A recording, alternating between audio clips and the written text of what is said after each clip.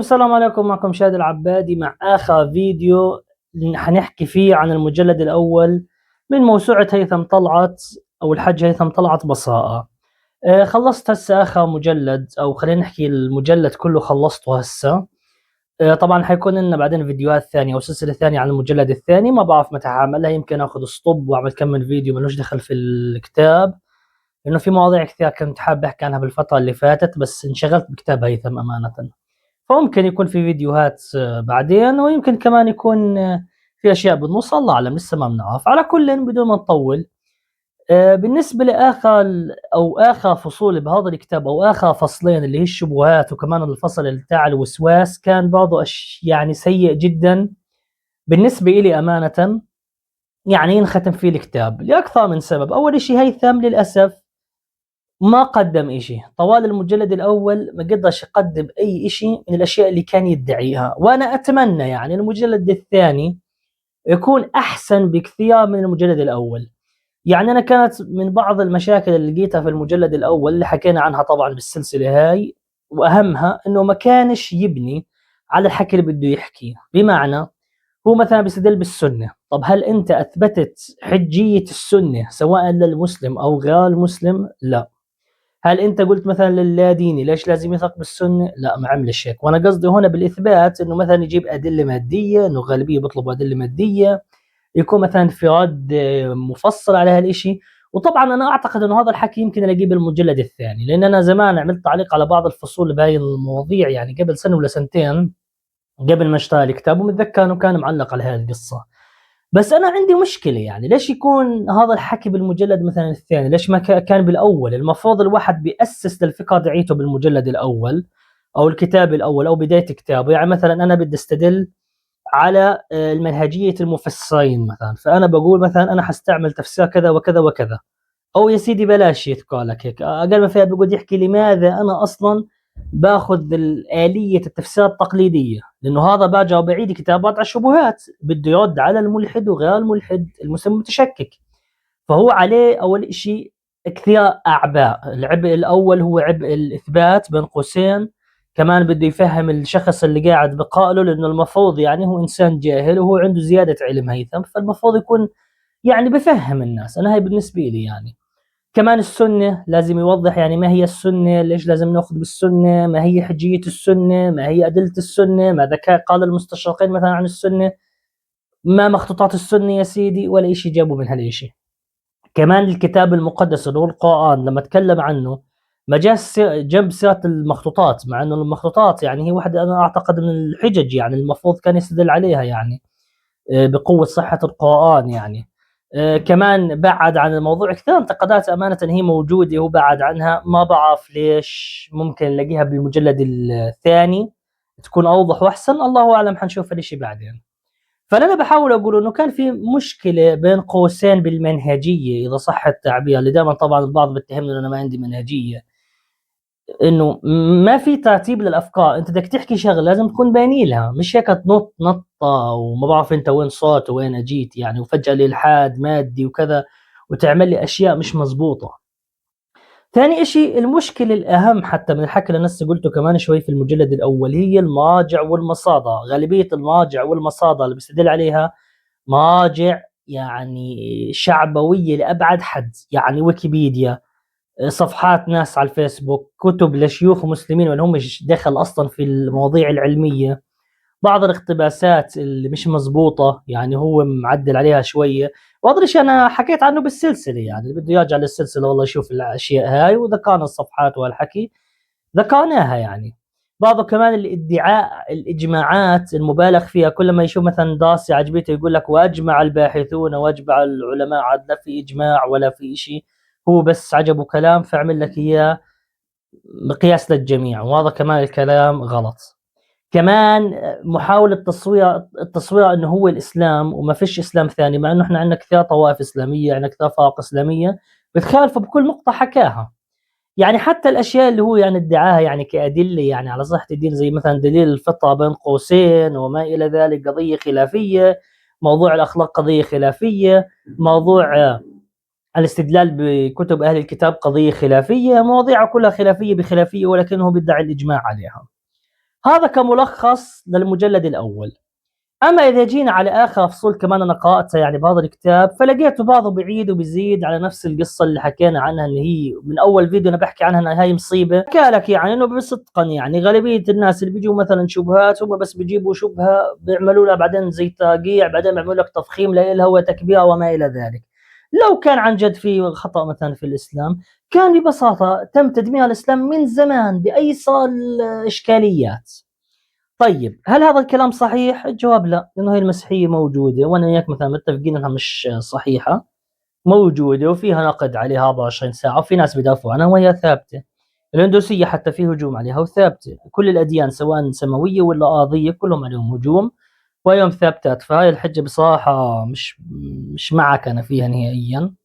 يعني حتى هو بقول لك باخر صفحة 419 انه بس بكفي تجيب الشبهة تعرضها عشان والله الناس على طول خلص تعرف الحق من الباطل. لا مش لازم، مش لازم. الاشياء المسيحية انا وياك متفقين فيها مشاكل برجع وبعيد، وفي نصوص فعلا واضحة لمشاكلها.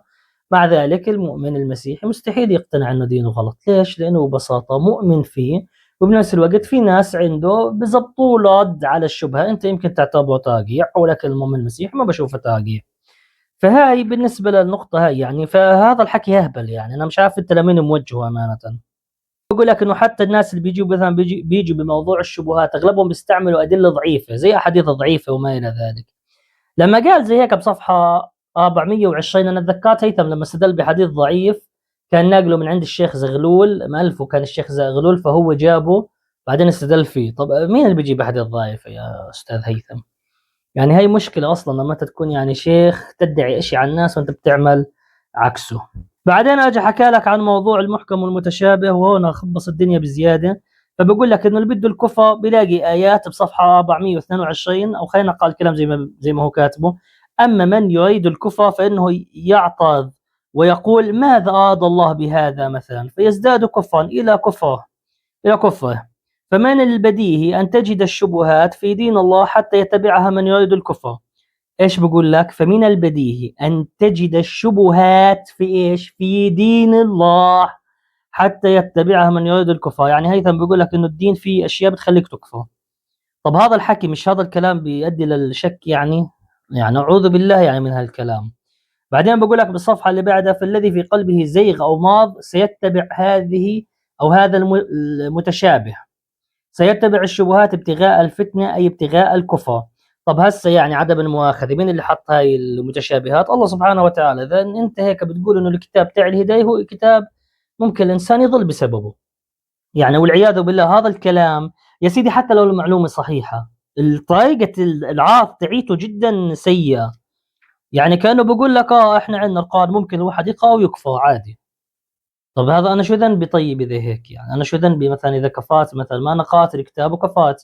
انا انسان عادي قاتل المحكم والمتشابه وشكيت، رحت اشوف الشيوخ مثلا لقيت الامام السيوطي بيقول القضيه عليها خلاف وما حدا بعرف شو المحكم والمتشابه، ولقيت الشيوخ الثانيين كمان كلهم مختلفين عن المحكم والمتشابه. انا شو ذنبي؟ يعني انت هيك كمان فتحت باب يعني لكثير شغلات يعني. بعدين بقول لك كمان هناك كمان اللي عنده مثلا متشابه من ناحيه العلم، انه مثلا واحد مثلا العلم لما يدرس العلم مثلا بنغاه فيه، وكمان بنغاه باشياء مثلا فلسفيه او علميه، فهذا الشيء كمان بخليه يكفر لانه ايش؟ لانه بتبع الهوى. بصفحه 423 كلام اهبل بصراحه يعني. ايضا بصفحه 425 حكي كلام مصيبه عن المتشابه. بقول لك هو نقلا يعني هذا الكلام هو نقله عن واحد اسمه ابن الوزير كأنه تمام ابن الوزير. بقول لك فسبب الشك والكفر هو النظر في المتشابهات التي لم يحط البشر بها علما ولا عرفوا تأويلها او لا ولا عرفوا تأويلها. طيب مين الحق علي انا يعني؟ طب اذا البشر ما عرفوا تأويلها انا كيف بدي افهمها؟ طيب اوكي انسى الموضوع. بعدين صار يشرح لك المحكم والمتشابه وما الى ذلك يعني. وبعدين بيقول لك كثير نقولات بصراحه انا ما بدي اقراها، بس انه المهم بالاخر بتوصل لنتيجه انه في ايات بتخلي الواحد يكفر. طب انا شو ذنبي انا؟ طب ليش الله سبحانه وتعالى بده يحاسبني يعني؟ هو حط شبهه، هاي الشبهه على فكره عندي من زمان. اول ما هيثم حكى رده على هاي الشبهه بالفيديوهات زمان انا اشتغلت عندي هاي الشبهه، ولحد هسه هو راجع شغال لي اياها مع ان انا كنت ناسيها يعني متناسيها يعني. فحسبي الله ونعم الوكيل يعني فيك يعني بهالشرح السيء يعني. بعدين بقول لك هل يمكن أن تؤدي الشبهات بذاتها إلى رد عن الإسلام؟ بيقول لك جيم يعني الرد: لا يمكن للشبهات مهما تضخمت في عقل المسلم أن تولد كفرا. وبعدين كاتب تحت: أما أن تولد كفرا بذاتها فهذا لا يمكن. أوكي، الشبهات ما بتخلي الواحد يكفر، الشبهات ما بتخلي الواحد يكفر. طبعا الشبهة أصلا حتى المصطلح هذا غلط أصلا أنا بالنسبة لي، بس الشبهة ما بتخلي حدا يكفر. أنا ما بدي أقول أكثر من هيك. بقول لك بصفحة ثانية إنه كيف أتعامل مع الشخص إذا ألحد، كيف أتعامل مع الشخص يطرح شبهة ما. بقول لك إذا كان ملحد فهو ابن الطبيعة والعالم المادي، والذرات الدماغية هي نفس ذرات المادة. طب هذا حكي فاضي، مش كل الملحدين ماديين، ومش كل الملحدين عندهم نفس القيم، الافكار، القيم حتى الاخلاقيه وحتى الفكريه، فبزبطش انك تجمع زي هيك. فهذا الحكي ما بنكب بصراحه، بقى بحاول ما حتى بيستاهل ان الواحد يقرا اكثر من هيك. فهي مشكله عنده كمان. زي ما قلت انا بيعمل اجماعات، يعني مثلا بقول لك الملحد هو المادي، الشخص المادي اللي بيامنش بشيء وخلص. لا، في ملحدين عندهم قيم اخلاقيه معينه، في ملحدين عندهم خلينا نحكي مباني معينه، في ناس عندهم تصورات عقليه معينه. وهذا حتى يعني حتى علماء الاسلام نفسهم يعني حكوا عنه، يعني المسلم الانسان بيقدر يوصل للخير والصواب والغلط من خلال العقل يعني. وهذا موضوع أنا حكينا عنه ما حاعيده. بعدين حكى باخر باب هو موضوع الوسواس، انه حتى اللي بيكون يلحد او اغلب اللي بيلحدوا بشكل عام، وحتى اللي بكفروا وبيسالوا شو عندهم شبهات في الدين، هذول عندهم وسواس، يعني عندهم مرض نفسي. تمام. وبعدين بقول لك انه يعني هذول الناس بشكل عام لازم تطنشهم، يعني اوكي بتحاول تطد ما شغلات وكذا، ولازم هو يعرف انه عنده مشكله وسواس وكذا.